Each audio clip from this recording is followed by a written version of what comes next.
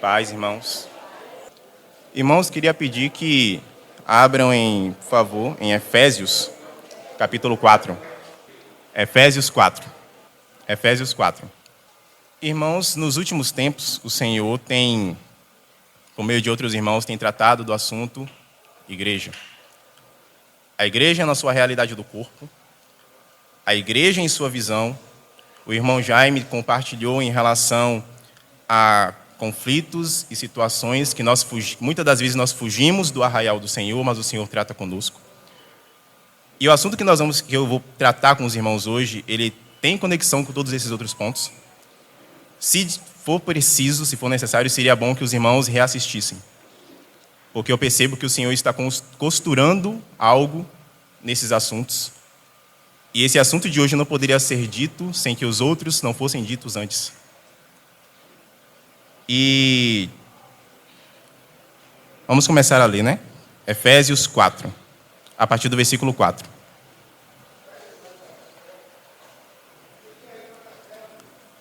Há somente um corpo e um só Espírito, como também é uma só esperança para a qual vocês foram chamados. Há um só Senhor, uma só fé, um só batismo, um só Deus e Pai de todos, o qual é sobre todos, age por meio de todos e está em todos. Irmãos, tem dois momentos no livro de Atos, no capítulo 9 e 10, que acontecem dois eventos sobrenaturais. O primeiro com Paulo. Obrigado.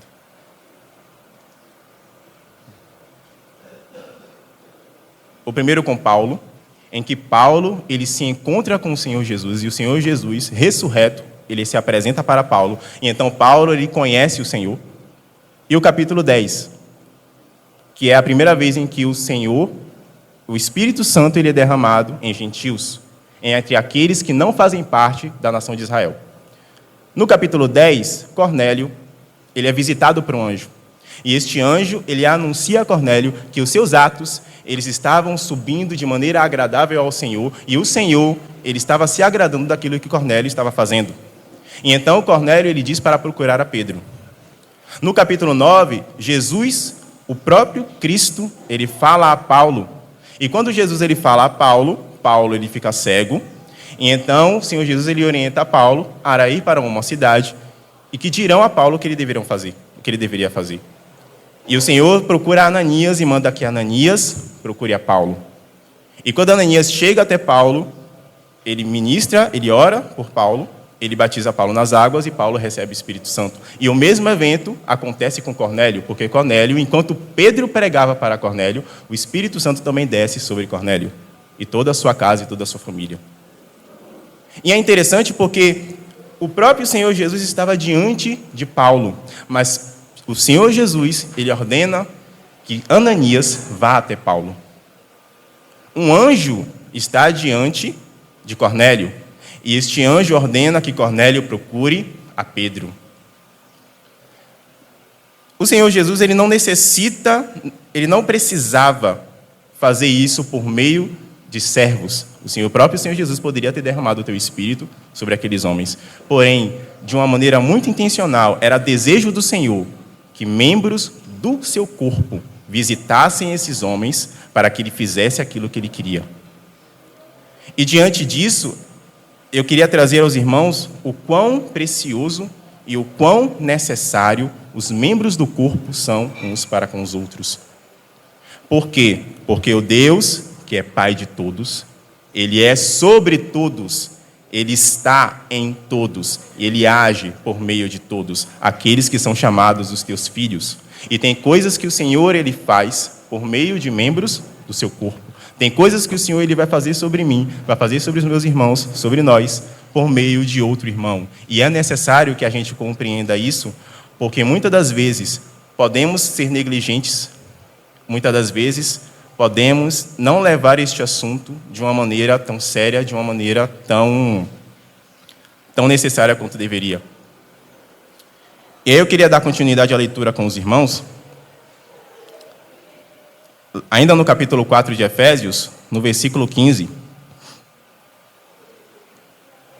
No versículo 15, Paulo, ele faz um convite à igreja.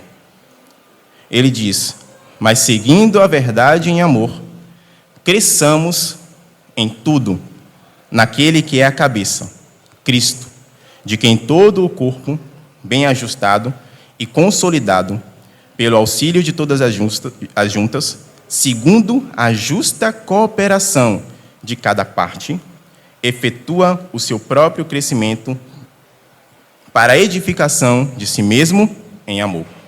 Então, Paulo, neste versículo, em um contexto em que ele fala que o Senhor ele é sobre a igreja, ele está na igreja e ele age por meio da igreja, ele está trazendo este assunto. E ele diz: sigam a verdade. E logo em seguida, ele faz um convite: cresçamos em tudo. E ele não está falando de um crescimento apenas em dons, um crescimento apenas em virtude. Ele fala um crescimento em tudo. E com um alvo específico: Cristo. Cresçam em tudo em Cristo, naquele que é a cabeça. Em seguida, ele utiliza a palavra bem ajustado. Cresçam em tudo naquele que é a cabeça, Cristo, de quem todo o corpo de Cristo, bem ajustado e consolidado pelo auxílio de todas as juntas, segundo a justa cooperação de cada parte. Quando ele fala bem ajustado, nós precisamos entender que quando Paulo ele fala a respeito do corpo, lá no capítulo de Coríntios, por exemplo, ele cita que um membro não pode substituir outro membro. Um olho não pode se tornar o ouvido. E quando nós olhamos para o nosso corpo, nós percebemos que o nosso corpo ele é todo criado de uma maneira muito intencional. O nosso olho ele foi criado para enxergar, para discernir entre luz e escuridão, entre cores e imagens. O nosso ouvido ele foi criado para discernir sons e ruídos. E quando a gente fala sobre propósito e sentido do corpo, nós também estamos falando de nós fomos projetados, criados, inseridos dentro do corpo para algo específico. E tem algo que cabe a nós, que nos foi dado, uma justa parte. E quando Paulo ele fala justa cooperação de cada parte, a gente também precisa entender que ele não está falando de uma cooperação excessiva, de alguém que busca mérito, de alguém que busca glória, de alguém que quer alcançar algo pelo seu próprio esforço. Ele não fala de uma cooperação escassa, de alguém tímido, medroso, que foge daquilo que recebeu do Senhor. Mas ele fala de justa. E quando ele fala justa, ele fala de uma cooperação fiel àquilo que recebeu, àquilo que tem do Senhor. E logo em seguida, ele fala: a justa cooperação de cada parte efetua o seu próprio crescimento para a edificação de si mesmo. Então, o próprio corpo, composto por membros que entendem quem são no corpo, que entendem a justa cooperação que lhe cabe, que é ajustado, que está consolidado, unido, ligado por todas as juntas, aonde um corpo composto por muitos membros e um membro depende do outro, porque cada um recebeu uma graça específica e todos cooperam de forma justa. Então o corpo é edificado e o corpo ele cresce.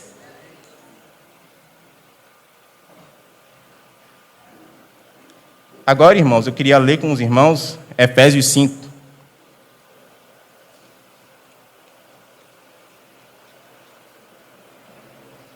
5:19.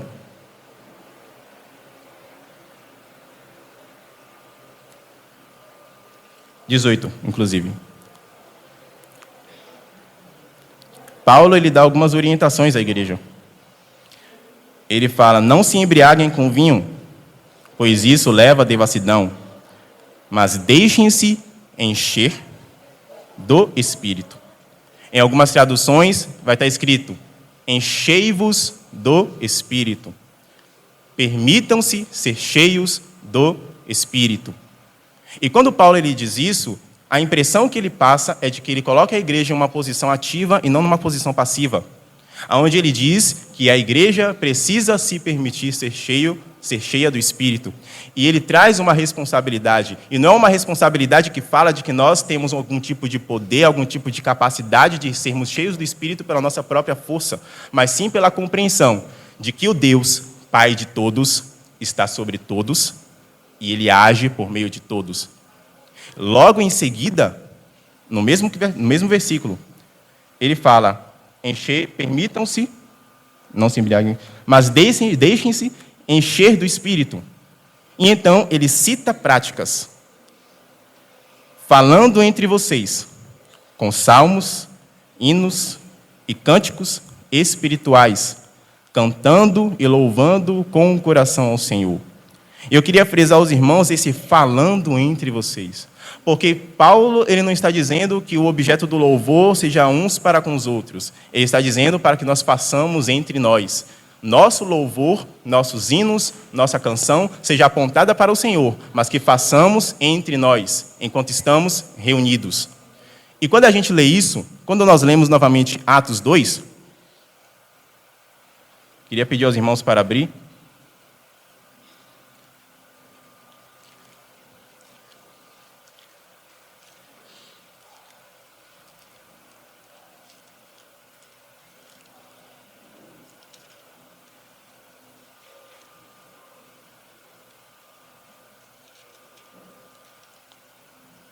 Atos 2. O versículo 1 e 2 do capítulo 2 de Atos, ele fala sobre a descida do Espírito. E é interessante porque nós temos uma assembleia reunida, um grupo de irmãos reunidos, e poucos detalhes com respeito àquilo que eles estão fazendo. A palavra não diz que eles estavam todos reunidos e orando. A palavra não diz que eles estavam todos louvando. A palavra não diz que eles estavam cantando algum hino específico. O que é que a palavra diz? No versículo 1. Ao cumprir-se o dia de Pentecostes, estavam todos reunidos no mesmo lugar. De repente, veio do céu um som, como de um vento impetuoso, e encheu toda a casa onde estavam sentados.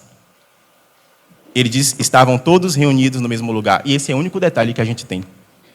É como se o próprio Espírito Santo ele estivesse descartando, e não descartando em nível de não é importante, ele estivesse eliminando o que o próprio povo estava fazendo.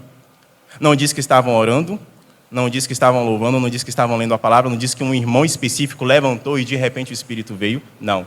Diz que estavam todos reunidos. E ele traz isso. É como se o próprio Senhor estivesse dizendo, é claro que eles estavam em obediência, porque Cristo ordenou que eles esperassem a descida do Espírito. Porém, não tem detalhes. E nós recebemos esse relato tão importante, tão marcante para a igreja, de uma maneira muito seca, de uma maneira muito clara. E o Senhor, é como se o Senhor também estivesse dizendo, estejam reunidos, é necessário que estivessem reunidos. E eles estavam reunidos no mesmo lugar. Não estavam todos em Jerusalém, cada quem em sua casa, cada quem em um lugar. Estavam todos no mesmo lugar. Porque tem coisas que o Senhor ele faz, ele deseja fazer para a igreja, quando a igreja está reunida. Porque é desejo do Senhor. Não simplesmente porque o Senhor é limitado em fazer algo, mas porque, de uma maneira muito pedagógica e intencional, o Senhor deseja que seja dessa maneira. E diante disso, irmãos, pincelando este assunto, eu queria trazer o pensamento do quão precioso é nossos vínculos e do quão preciosa são nossas relações. O quão importante é eu estar em paz com o irmão. O quão importante é eu ter um vínculo de amor com o irmão. Porque quando eu perco a minha relação com o irmão, eu não estou perdendo somente a pessoa física de quem ele é. Eu também estou perdendo riquezas de Cristo que estão nele. Quando eu não consigo ter uma relação de paz, quando eu, ao simples fato de estar numa reunião com um irmão, eu estar com um assunto não resolvido com ele, eu estar com uma ofensa em meu coração com ele, eu estou também perdendo nele aquilo que tem de Cristo. Porque se a plenitude de Cristo é a igreja, e a igreja ela tem muitos membros, toda vez que eu perco uma relação, um vínculo com algum irmão, eu também estou perdendo um pouco de Cristo. Eu também estou perdendo uma parte de Cristo.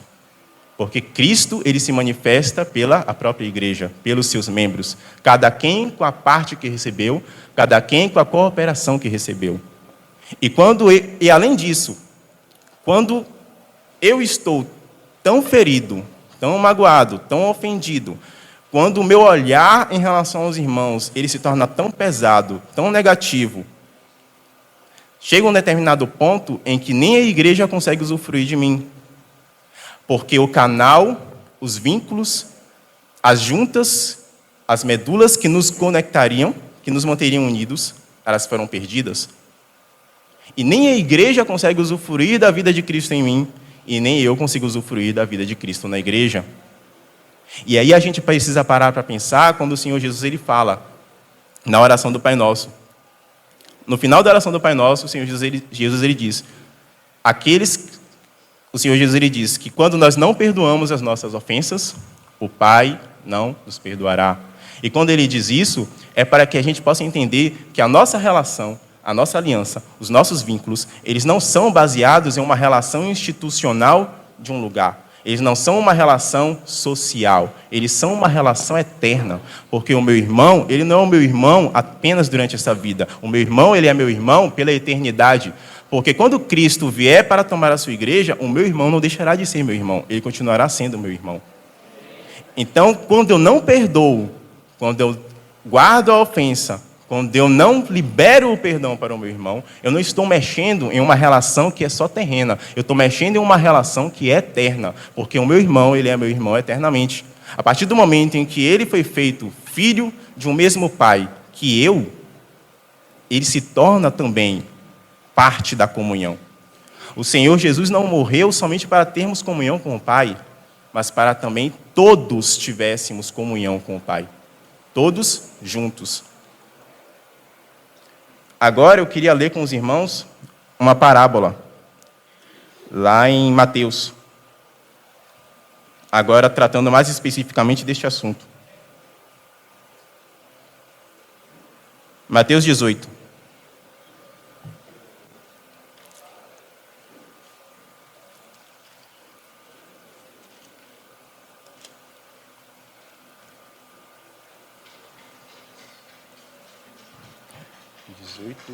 Versículo 21.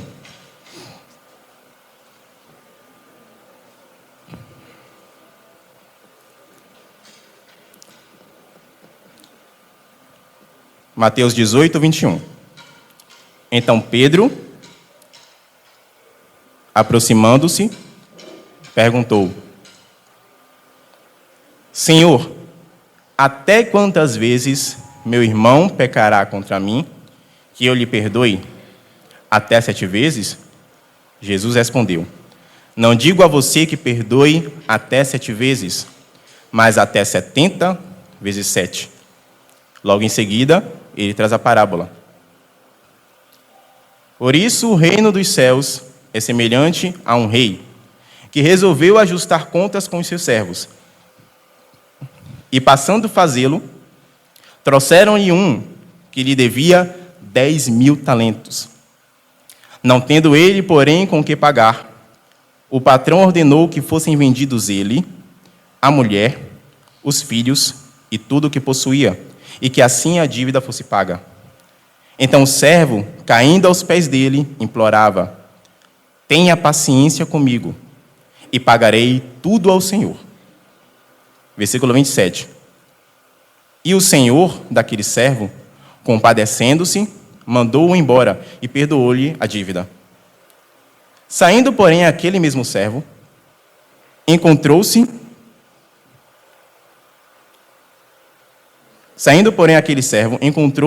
um dos seus conservos, que lhe devia 100 denários. Agarrando-o, começou a sufocá-lo, dizendo: Pague-me o que você me deve. Então o seu conservo, caindo aos pés dele, pedia: Tenha paciência comigo, e pagarei tudo a você. Ele, porém, não quis. Pelo contrário, foi e o lançou na prisão, até que saldasse a dívida. Vendo seus companheiros o que havia acontecido, ficaram muito tristes e foram relatar ao seu senhor tudo o que havia acontecido. Então o senhor, chamando aquele servo, lhe disse: servo malvado, eu lhe perdoei aquela dívida. Por que você me implorou? Será que você também não devia ter compaixão do seu conservo, assim como eu tive compaixão de você? Indignando-se o senhor, entregou aquele servo aos carrascos, até que lhe pagasse toda a dívida. Assim também o meu Pai, que está no céu, fará com vocês, se do íntimo não perdoarem cada um a seu irmão. Normalmente, quando nós pensamos em perdão, nós temos um olhar pesado. Um olhar de quem tem a obrigação de perdoar. Nós devemos perdoar. Porém, em muitas passagens na palavra, os apóstolos, eles enfatizam o perdão. E toda vez que falam de perdão, eles falam: perdoem como Cristo perdoou a vocês. E quando ele diz isso, ele nos convida, eles também nos fazem um convite, para que nós possamos olhar para o nosso pecado na cruz. E quando nós olhamos o nosso pecado na cruz, quando nós olhamos o imenso perdão, a imensa misericórdia do Senhor que está sobre nós, sejamos constrangidos a perdoar. Observe que quando o Senhor deste servo, ele o aborda, qual acusação ele lhe faz? Você não deveria ter perdoado, vendo que eu também o perdoei? E tudo isso por quê? Porque quando nós precisamos perdoar, nós precisamos sempre ter isso em mente. Precisamos olhar para Cristo e ver o quanto Ele nos perdoou. Porque este servo, ele não perdoou. E não foi simplesmente porque a dívida era alta.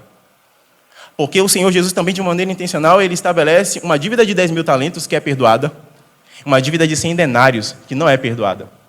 E é um paralelo muito grande.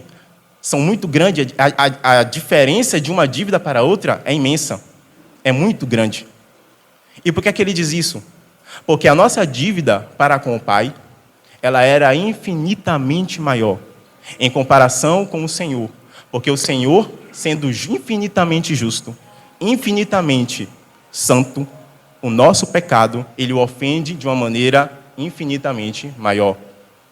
Então, quando um irmão ele peca contra mim, é um pecador ofendendo um pecador. Mas quando nós pecamos contra o Senhor, era um pecador ofendendo a santidade, ofendendo um ser que é santo, um ser que é perfeito.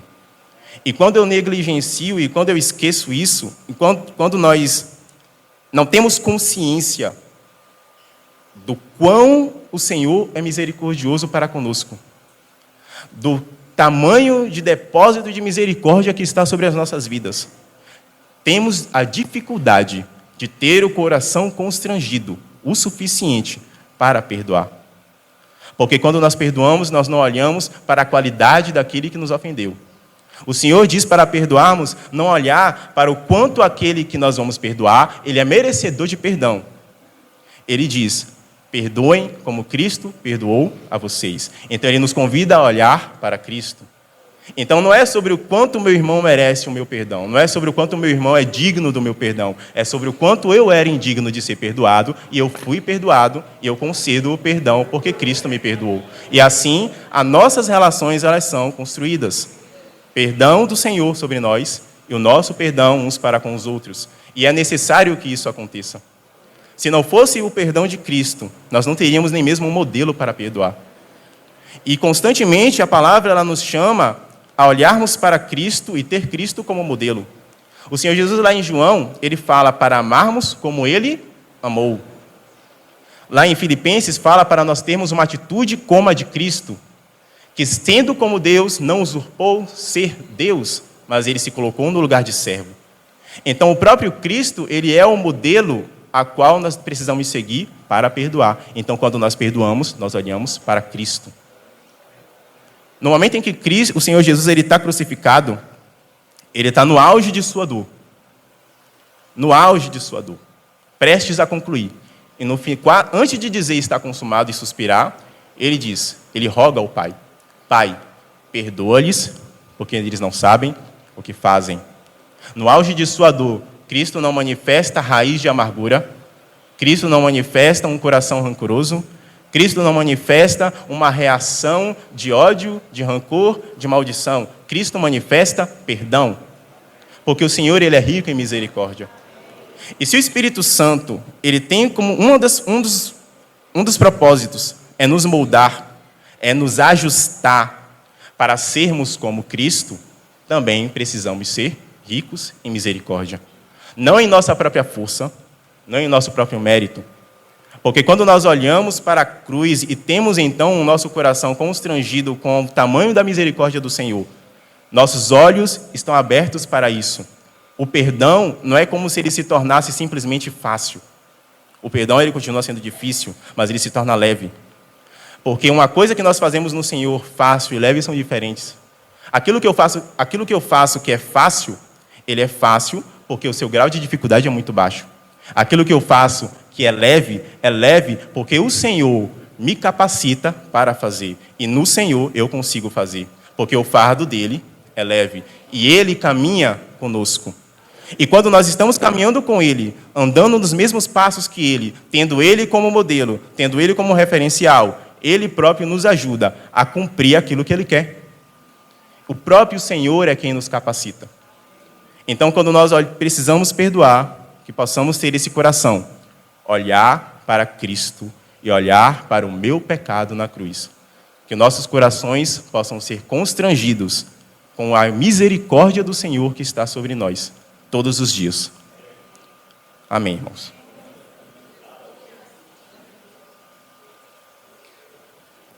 Vamos orar.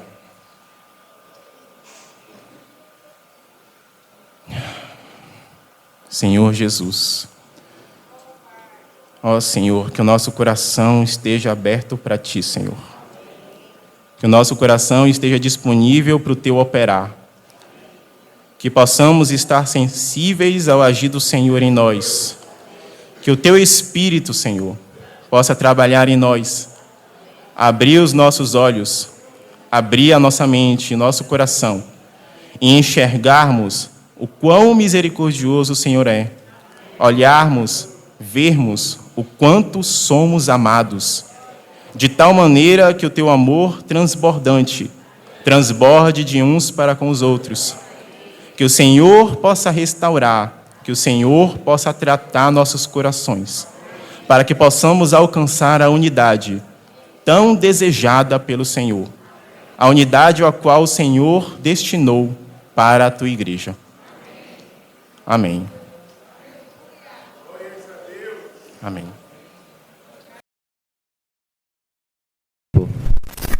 Utilizemos da melhor maneira possível. Vamos abrir um tempo para os irmãos ruminarem de uns, deixa eu ver ali, 11h25 até mais ou menos 11h40, uns 15 minutos. Os irmãos terem liberdade de expressar aquela impressão que o Espírito Santo deixou no seu coração. Não aquela pregação que está no seu coração. A impressão.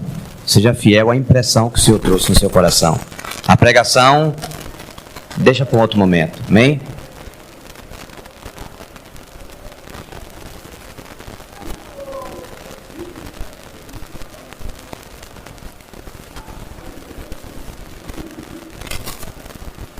Amém. Eu só queria citar um vídeo que eu vi uma vez, acho que não sei se no Instagram, no YouTube, deve estar circulando aí nas redes sociais, um vídeo que me impactou, que tem a ver com esse tema do perdão que o irmão falou aqui agora.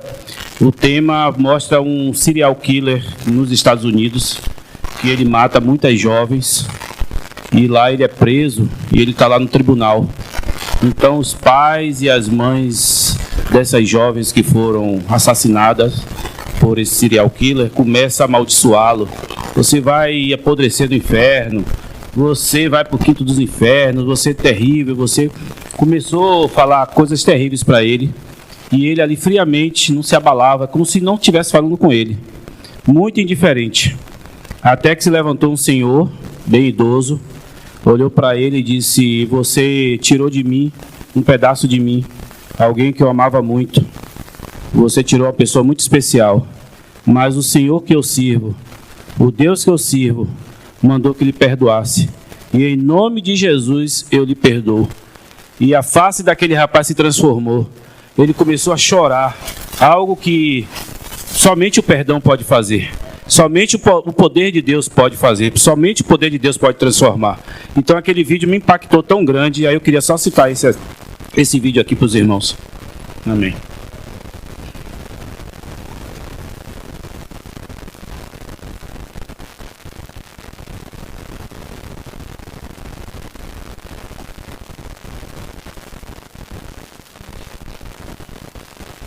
Amém.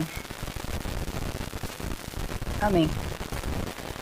Irmãos, é com muito temor e amor que eu venho aqui. Primeiro, Jesus é o Senhor. E há um tempo o Senhor tem tocado no meu coração sobre os laços de fraternidade na casa do Senhor.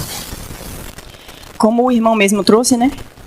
Nós não temos uma relação social, não é uma relação institucional, não é uma relação por obrigação, é uma relação de laços de sangue.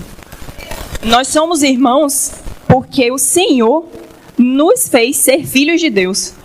Nós somos irmãos porque nós temos o mesmo Pai. Não é porque nós temos a mesma língua, a mesma cultura, moramos numa mesma cidade, somos vizinhos. Nós somos irmãos porque nascemos do mesmo Pai. E contar para os irmãos uma experiência, quando lá em casa era assim, quando havia rixas entre nós, por qualquer motivo, meu pai, ele não botava a gente de castigo, ele fazia uma coisa muito diferente. Ele botava a gente agarrado, 15 minutos, um abraçando o outro. E aí trocava, né? E do meio para o final do castigo, a gente já estava rindo, não lembrava mais o que se passava. E eu acredito que esse é o coração do Senhor, de nos manter unidos. Porque Ele assim fez. Ele derramou o próprio sangue, Ele pagou um preço para agradar o Pai. E nós somos feitos irmãos porque Ele pagou esse preço. E porque somos filhos de um mesmo Pai. E eu imagino o coração do Senhor. Aqui tem muitos irmãos que são pais. Eu não sou mãe ainda, fé em Deus. Mas eu sou a irmã mais velha. E quando eu vi os meus irmãos mais novos brigando, tudo que eu queria era que se resolvesse. Eu acredito que os irmãos também conhecem esse sentimento. A gente não quer ver essas rixas. Então, esse é o coração do Senhor, né? É o que Ele demonstra na palavra dEle. Então, que o Senhor, Ele venha restaurar esses laços. Se os irmãos não se importarem, eu queria também fazer uma oração com os irmãos. Amém. Senhor, nós bendizemos o Seu nome. O Senhor é maravilhoso. Obrigada pelo Teu sangue. Obrigada pelo preço que o Senhor pagou, Senhor Jesus. Obrigada, Pai, por ter nos incluído na Sua família. Obrigada, Senhor, por nos fazer sermos irmãos. Pelo laço de sangue que o Senhor mesmo constituiu na Sua igreja, Senhor. Por favor, Senhor, que o Senhor restaure os laços de fraternidade. O amor que temos uns com os outros. Essa é a prova que nós damos de que nascemos de novo, que saímos da morte e viemos para a vida, Senhor. É que amamos uns aos outros. E se nós amamos uns aos outros e nós nos vemos, vai ser muito mais fácil amarmos o Senhor, porque nós não vemos o Senhor. Ó Senhor Jesus, que o Senhor possa restaurar esses laços de fraternidade uns com os outros, Senhor. Que o Senhor alcance nossos corações, retirando toda a raiz de amargura, Senhor. Vem com Teu sangue, com a Tua palavra. Ó Senhor Jesus, nós sabemos que não podemos, muitas vezes achamos que temos o direito, porque fomos ofendidos, mas o Senhor também tinha o direito e mesmo assim o Senhor pagou o preço. Que nós possamos Te tomar como exemplo, Senhor. De fato, andar com o Senhor e perdoar uns aos outros, porque nós fomos perdoados pelo Senhor de uma forma maravilhosa. Te louvamos, Senhor Jesus, por ser o nosso exemplo, por nos ajudar a carregar esse fardo. Louvado seja o Senhor. Amém.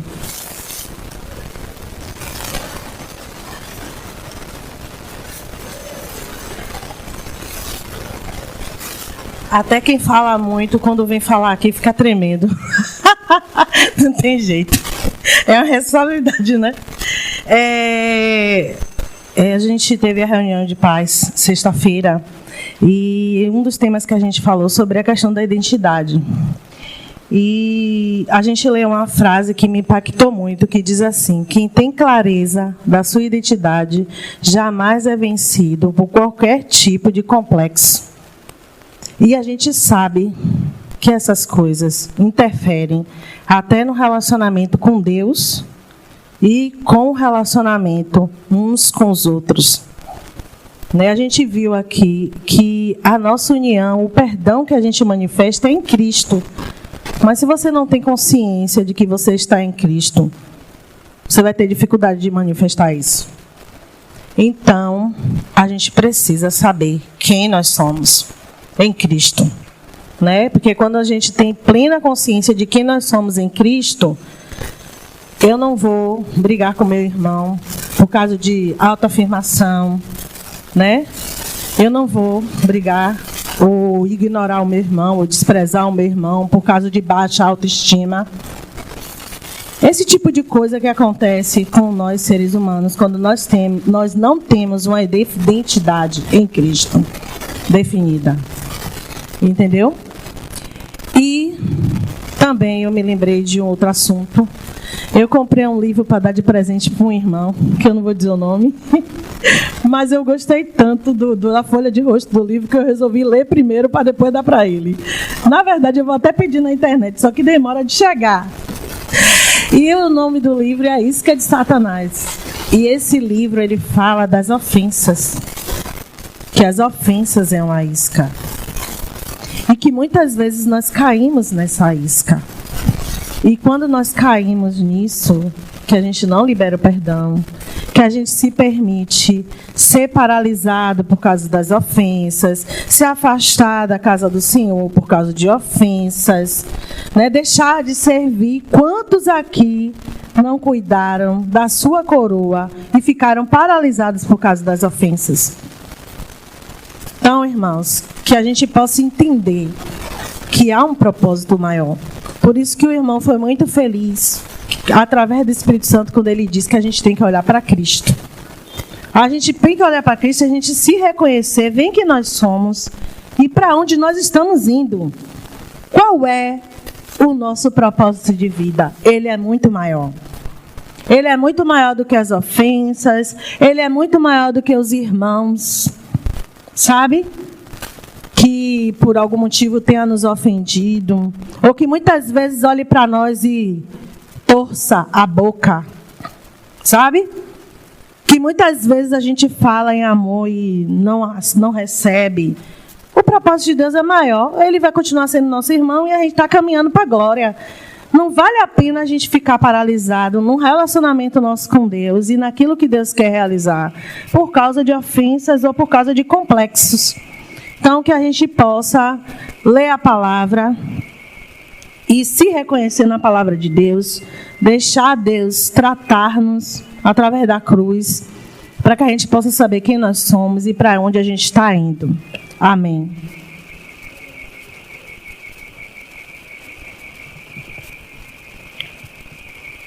Amém, irmãos. A palavra foi muito oportuna, muito bonita, né, para a Assembleia e tudo. Minhas palavras serão breves. Basicamente, a parábola que foi mencionada foi muito bem pontuada, muito dentro do assunto que estava sendo abordado. E quando ela foi lida, me saltou muito aos olhos o nível de... E isso que sirva de lição para os irmãos, né, e para mim também. O nível de ingratidão que aquele servo tinha, e o nível de petulância também, ao receber um perdão incontável e não perdoar uma dívida muito menor.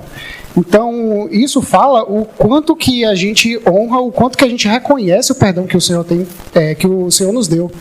Então, se nós nos encontramos numa posição em que a gente não consegue perdoar uma ofensa que o irmão fez a nós, o que a gente está querendo dizer com isso? A gente está mostrando que a gente não valoriza o perdão que o Senhor nos deu. Aquilo ali, aquela situação da parábola, ela era muito oportuna. Você tinha um senhor que perdoou um servo com uma quantia inimaginável, e você tinha um servo com outro servo, mesmo nível de autoridade, com uma dívida muito menor, e ele não perdoando.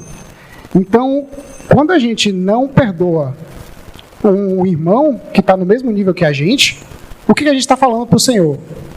A gente está falando que o Senhor, ele não está acima de nós, ou que o perdão dele não foi tão grande assim? Que nós possamos, sempre quando a gente tiver um coração duro para perdoar, que a gente possa considerar que a gente está desvalorizando o perdão que o Senhor nos deu. Então, acho que esse é o recado que eu queria mandar para os irmãos e que nós estejamos atentos quanto a isso. Perdoar nossos irmãos assim como o Senhor nos perdoou. Que é muito...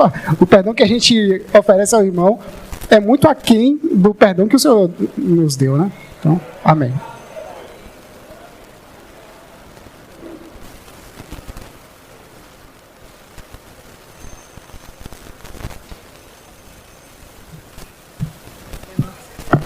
Paz, irmãos. Deixa eu me manchar aqui. Uma das frases que ele falou que eu lembrei de mim, né? Quando ele falou que não é sobre o quanto o irmão é merecedor do perdão, mas o quanto nós éramos indignos e assim o Senhor nos perdoou. E mesmo assim o Senhor nos perdoou. E aí eu lembrei de mim quando eu fui acometida, né, ao Covid muito grave. E aí eu fui parar no hospital. E eu não fui simplesmente por causa da doença, a doença só foi uma desculpa. O Senhor me manteve ali. Porque eu já tinha sido curada em casa, quem me acompanhou sabe que eu já tinha sido curada. E eu não entendi porque eu tinha ido para lá, os irmãos aconselharam o Joilson a me levar para o hospital. Só que eu só fui fazer esse balanço depois. Mas quando chegou lá, que eu fui clamar ao Senhor, né, por ajuda, Ele me mostrou que eu estava ali por um único propósito: reconhecer o quão negligente eu estava sendo com relação ao corpo. E quando Wesley falou... Desculpa, irmãos, eu fiquei emocionada. Esse assunto já tem uns 3 anos que eu fiquei doente, 1 ano depois que Covid se manifestou. E quando o Wesley trouxe, não é sobre o quanto o irmão é merecedor. Eu costumava perdoar as pessoas medindo o nível de merecimento delas. E aí, quando eu fui parar naquele hospital, entre a vida e a morte, o Senhor tinha dito para alguns irmãos que não era para a morte, e para mim também. Era somente reconhecer, porque tem alguns irmãos que precisam de algo mais forte do Senhor, de um choque mais forte. E eu fui uma dessas pessoas, uma dessas irmãs que precisava de algo mais forte para combater algo que era terrível em mim. Eu media os irmãos, as pessoas no geral, pelo nível de merecimento do perdão. E aí, quando eu fui parar ali naquela cama, naquele leito frio, gelado, muitas pessoas morrendo, e eu clamando para que o Senhor me tirasse daquele lugar, e Ele falou: não vou retirar enquanto você não reconhecer que você é negligente com o corpo, o qual eu paguei um alto preço, e você está sendo muito dura, arrogante, orgulhosa, petulante, por cada vida que eu paguei um alto preço. E essa palavra que o Wesley trouxe, eu fiquei impactada, porque eu lembrei da cena completa na minha cabeça, e eu pensei que nunca eu ia ter a oportunidade de falar aqui, porque era algo muito delicado, muito difícil, muito duro. Você reconhecer que você é miserável não é fácil. Você reconhecer que você magoou os santos. Você reconhecer que você não é nada, mas que, pela misericórdia, o Pai, por amor a mim, me levou no leito, me feriu, mas Ele mesmo curou as minhas feridas. Ele me trouxe de volta, que Ele tinha dito que não era para a morte, mas que eu saí de lá, irmãos, muito clara do que é o corpo de Cristo. Eu saí de lá muito clara do que o Wesley falou, que Ele não nos uniu apenas por instituição, porque é bom estar aqui, mas não, irmãos, ele é o nosso pai, as meninas falaram aqui, é o nosso pai de amor, e nós só estamos aqui porque ele decidiu pagar um preço, e não foi fácil o preço que ele pagou lá, né? E por negligência, por não ter consciência do que é aquele corpo, eu fui parar no leito de hospital entre a vida e a morte. Não foi pela doença, irmãos, isso eu tenho certeza, não foi doença, porque o Senhor livrou tantos irmãos, tem irmãos que nem pegaram a Covid. E eu fui lá, até então não sabia, quando eu cheguei no leito que eu acho que ele pensou, pronto, agora aqui estamos só eu e você. E aí quando eu fui clamar, irmãos, para o Senhor ter misericórdia de mim, o que é que eu precisava fazer para sair daquilo ali, o que é que eu tinha feito. Aí ele me mostrou, irmão por irmão, situação por situação, em que eu feri os santos. E aí eu não tive outra opção, a não ser eu me prostrar diante dele, pedir perdão por todos os meus pecados com respeito à igreja, aos santos. O que é você reunir e ter ciência, consciência do que é o corpo de Cristo? A gente precisa estar muito claro do que é o propósito da igreja, do que são os irmãos, do que é que ele fez. Nós não estamos aqui porque ele é por uma instituição humana, não. É um organismo vivo, é a igreja dele. Dele ele cuida e alimenta, dela ele cuida e alimenta. Ele é o dono da igreja, só ele tem a autoridade de tocar nos santos.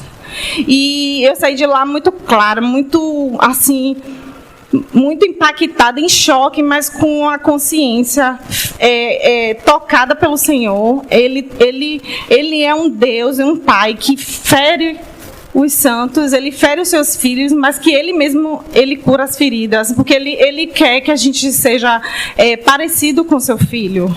E o seu filho, como Wesley mesmo falou, no auge da sua dor, ele manifestou perdão.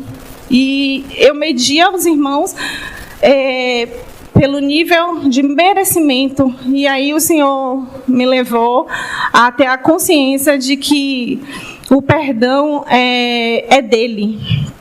E o perdão, quando a gente tem que fazer a visão contrária, olhar para ele e aí a gente perdoa. Não olhar para os irmãos no nível de merecimento que ele tem ou não, e a gente perdoar, porque a gente é miserável pecador, e só ele tem capacidade, autoridade de tocar em qualquer um dos irmãos, que é aquele que a gente julga ser o menor, ser o maior, ser o mais fraco ou não, é só ele. E aí eu saí de lá muito clara. Esse assunto da irmandade, esse assunto do perdão, esse assunto do corpo de Cristo é algo que ninguém pode tocar, irmãos. É santo, ele pagou um alto preço por cada um de nós.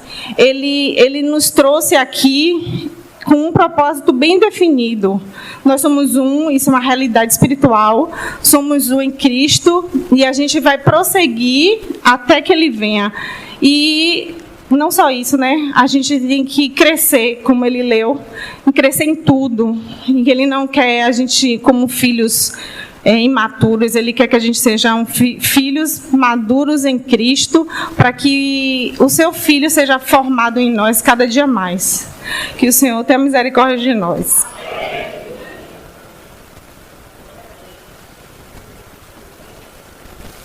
Rapaz, irmãos, o compartilhado do irmão, eu me senti no grupo caseiro lá em casa. Já tem um tempo esse assunto a respeito de perdão e tocou muito no meu coração, e de respeito ao perdão, entender que nós, irmãos, temos que dar valor um pelos outros. O que foi que ficou marcado em meu coração? O valor. Porque se a gente dá valor ao irmão, a gente está olhando em cada irmão o próprio Senhor, né? Isso é importante para nós, e como o irmão mencionou, né?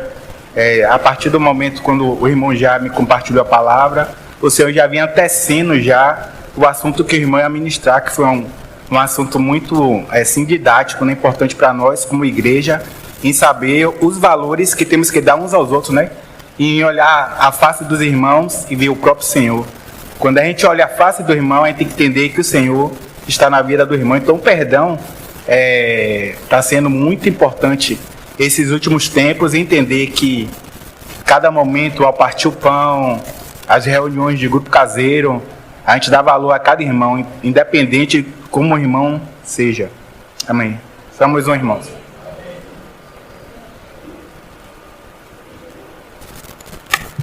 Graça e paz, irmãos. Amém. É a primeira vez que eu estou aqui.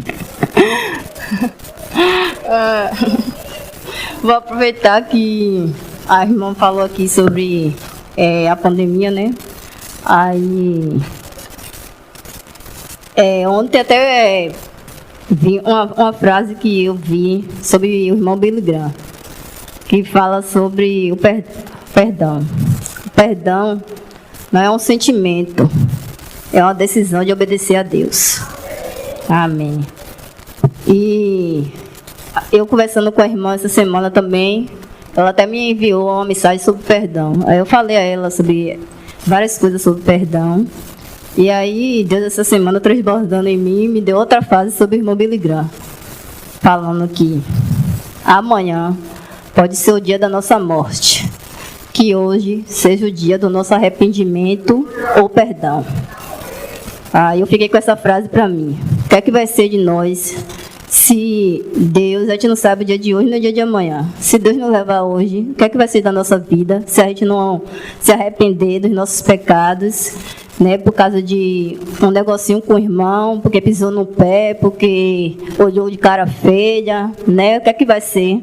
Então, que a gente possa colocar os olhos em Cristo, não olhar para a vida do irmão, mas olhar para o Senhor e se arrepender dos nossos caminhos. Amém. Amo cada um em Cristo Jesus. Graças e paz, irmãos. Graças e paz, irmãos. Amém. Bendito seja o nome do Senhor, pela sua palavra nessa manhã. Eu sempre gosto de lembrar dos puritanos. Eu tenho um livro deles lá que conta muitas histórias. E os puritanos, irmãos, eles tinham uma compreensão das Escrituras, uma maneira de viver as Escrituras que é muito diferente do que nós temos hoje. Na verdade, eles faziam assim, eles estavam lendo determinado assunto e aquilo, quando chocava com a maneira deles viverem ou pensar, eles paravam suas leituras, curvavam-se de joelhos, iam buscar o Senhor na oração, até que aquele assunto fizesse parte da vida deles. E é interessante, irmãos, porque a palavra de Deus, ela é a única capaz de nos confrontar e nos convencer. A única, irmãos. E quando nós ouvimos palavras, né, como essa que o irmão trouxe nessa manhã, se você olhar da perspectiva do mundo, você nunca vai encontrar esse tipo de perdão que foi ministrado nessa manhã.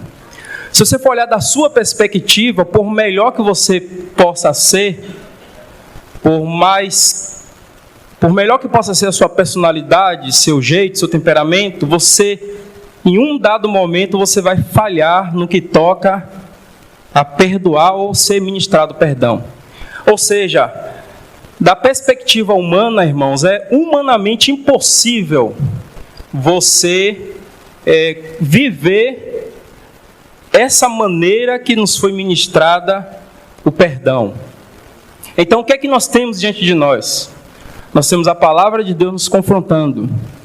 E é aí que muitas das vezes, irmão, nós nos pegamos, porque a impressão que eu tenho nessa manhã é que muitas vezes o Senhor, Ele nos traz a sua palavra e nós às vezes queremos interpretá-la ou vivê-la à medida de nós mesmos. Mas nós precisamos nos curvar diante do Senhor e dizer: Senhor, por causa de ti, né, como o irmão trouxe nessa manhã, olhando para ele, nós precisamos mudar a nossa maneira de viver. Por causa da sua palavra, nós precisamos mudar a nossa maneira de viver. Não se trata, irmãos, de algo que você vai pensar em fazer. Não se trata de algo que você vai agora começar a pensar e meditar sobre isso. Não, isso é a palavra de Deus. Assim como Ele nos perdoou em Cristo, nós devemos perdoar os nossos irmãos. Não existe meio termo para isso. Existe a cruz no meio, né, desse confronto. E nós precisamos nos curvar e dizer: Senhor, essa é a sua palavra, nos ajude. Para concluir, irmãos, me intriga muito, Marcelo até citou na reunião o versículo, e eu sempre, às vezes, falo aqui da história de Mefibosete. Só que quando você dá uns passos para trás, essa relação de Davi com Mefibosete, ela aconteceu de forma muito inexplicável. Porque quando Davi encontra-se com Jonatas pela primeira vez, o que é que acontece?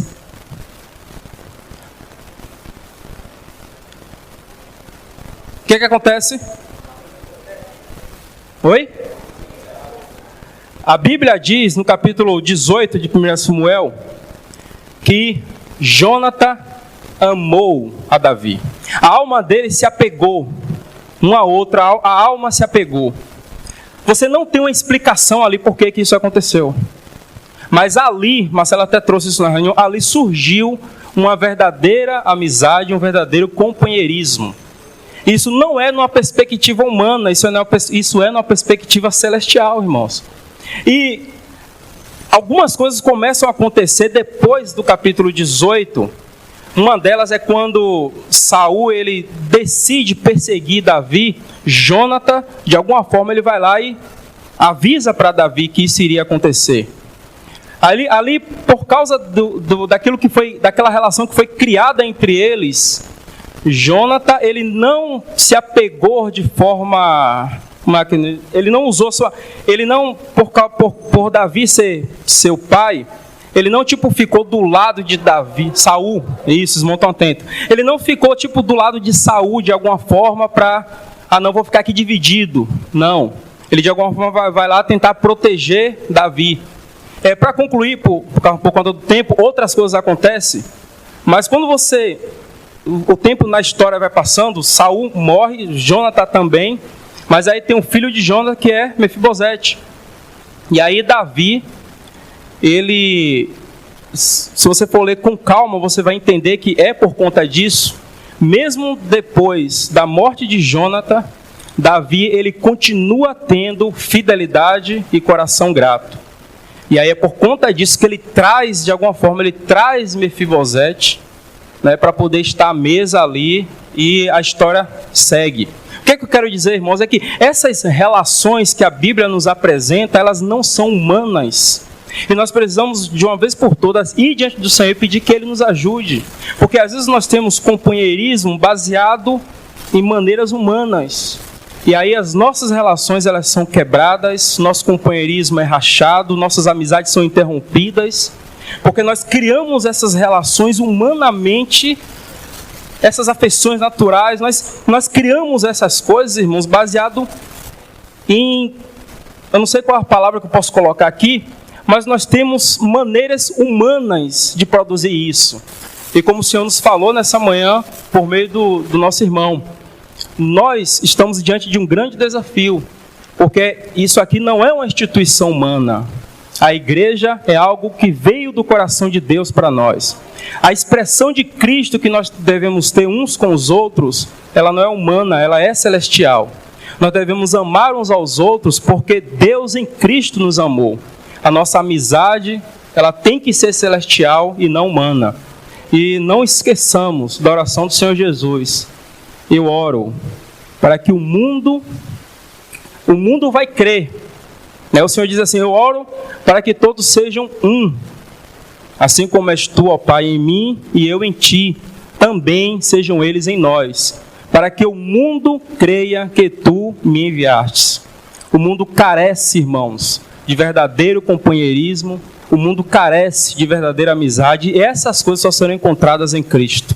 Que o Senhor realmente nos ajude e nos faça a olhar para a sua palavra e nos curvar diante dela. Não ficarmos tateando nos nossos sentimentos, mas ao lermos a sua palavra, ao ouvirmos a sua palavra, devemos nos curvar e dizer: Senhor, essa é a tua palavra, então me ajude a liberar perdão por causa da nossa aliança no Calvário. Amém.